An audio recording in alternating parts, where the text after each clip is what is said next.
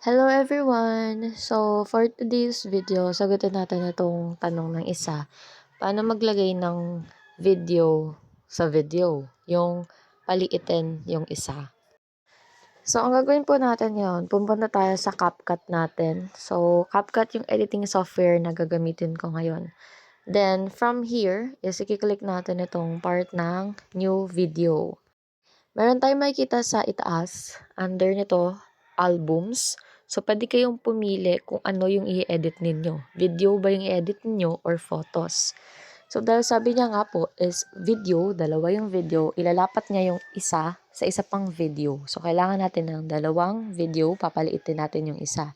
So, ang gagawin niyo po doon is pipili kayo ng isa po muna na video. So, for example, pipiliin ko is itong flower. Pag click nyo po yan, meron kayong makikita na 1. So, nandito na yan siya sa baba. And then, i-click nyo lang po itong part ng HD para mas maganda. And then, click nyo po itong part ng add one. Papupunta po siya sa ganitong icon. So, papalitan nyo po muna yung inyong frame. So, kung gusto ninyo na ang frame nyo po ay 9x16, ito po yung itsura 9x16. Usually po ang 9x16 ay ginagamit po kapag magpo-post po kayo sa TikTok, sa YouTube Reels, or di kaya sa Facebook. So, kapag portrait, ito yung itsura niya. Pero, kung kayo naman po ay mag-post ng long form video para po sa YouTube, papalitan niyo po yon. Gagawin niyo po siyang 9x16. Sa baba, scroll na lang yan papunta sa kanan, makikita niyo yung aspect ratio. Ito po yung sinasabi ko sa inyo na 16:9. So, ganito po yung itsura niya. So, pwede niyo po yan i-move. So, best po siguro dahil dalawang video, ang gagawin ko na lang po ay, example natin dito ay 9x16. So, click nyo lang po itong part ng check. Ayan. Ito na yung unang video. And then, i-click lang po natin itong video natin para ma-move natin and naging color blue na siya, diba? I-move lang natin siya papunta dito sa part ng kaliwa. And then, gagawin natin, maglalapat tayo ng isa pang video. Pero mas maliit daw yung isang video. So, para makapaglapat tayo ng video, punta po kayo dito sa part po ng ibaba. Ang hahanapin po natin dito ay overlay. Click overlay, and then click add overlay, and then mapupunta tayo dito ulit, kagaya ng kanina. Videos. So, for example, ang gusto ko naman dito na ilapat ay ito. So, i-click lang natin yan. Makikita natin na select na siya. And then, click HD, and then click add. Nandito na siya. Diba? Mas maliit. So, kapag gusto niyo pong paliitin siya lalo, makikita niyo tong parang square. Pag liliit, papunta doon. Pag malaki, pahatak palaki. Okay? So, ganyan po siya. So, dahil nga pong sabi niya is mas maliit, so, ayan, mas maliit po siya. And then, i-move lang natin siya papunta dito sa part ng kanan. So, ngayon makikita nyo, dalawa na po yung atin pong video sa isang frame.